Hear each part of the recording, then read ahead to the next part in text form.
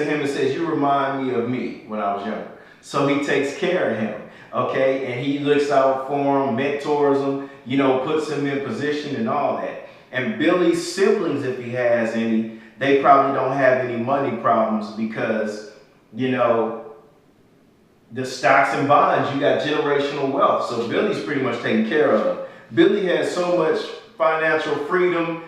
Billy wants to donate $5,000 a year to his university. You go, Billy. Now watch this. James, on the other hand, he's from a two-parent home. Okay, and they live in the inner city.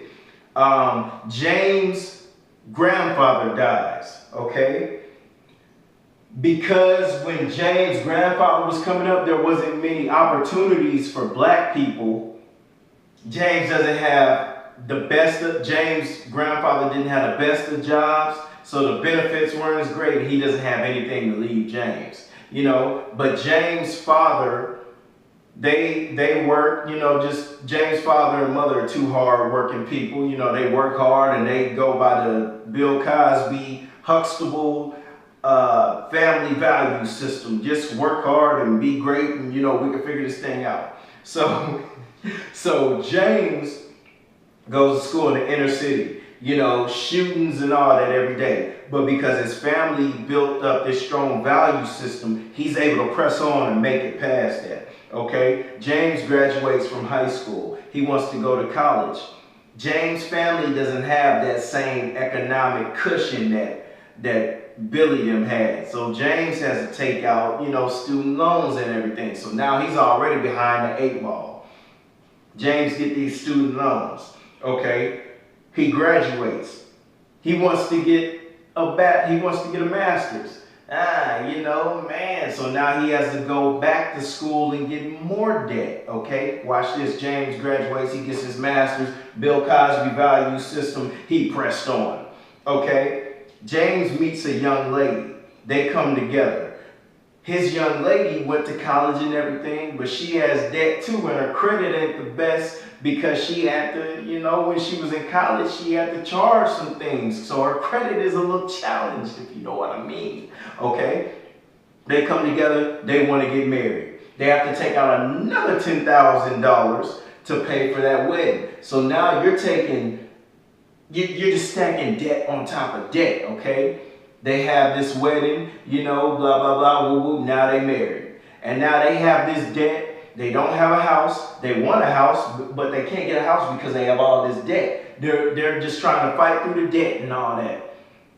James' father dies, okay? So now James has to look after his mother on top of dealing with all this debt, okay?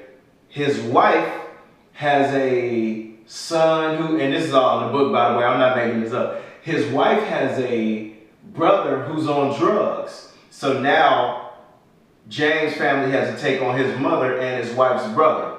But eventually they kick him out because he can't, you know, shake the habit. Now also, James has a younger brother who's in college going through the same thing. So James has to look out for him. Do you see the difference? That generational wealth that gives you a cushion, you know, it's kind of difficult when it's not the same, okay? Now watch this. And that was a great example in a way, by the way. You need to get this book. And there was a sentence I wanted to read that was just so incredible to me. Let me find it real quick. Give me 1 second. Okay.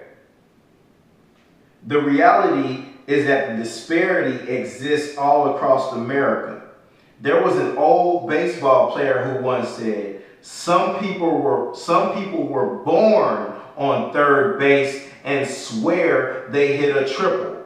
The truth is, the wealth legacies are the mountain on which you are born, and those who are forced to start building a mountain from scratch will have a tough time ending up just as tall. So that just explains the whole Billy James thing, okay? And what happens is, here's some more heat I have to read you real quick.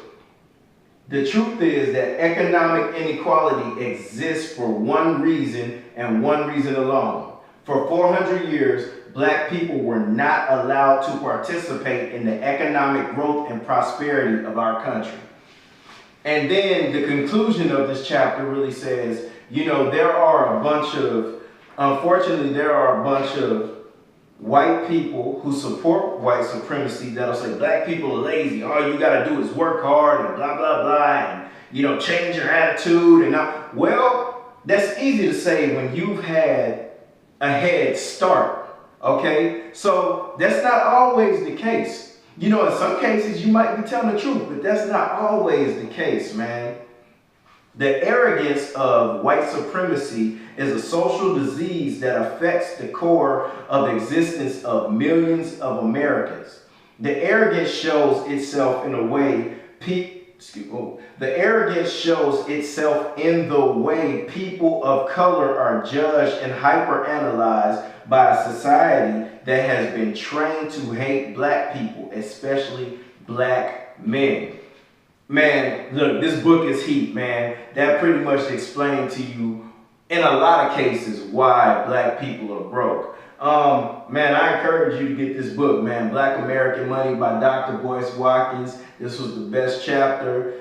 I will be back with y'all with chapter 8. Bread Tuck Gang forever. I'm Bread Tuck Rob. I'm Black Royalty. Y'all mutual take it easy.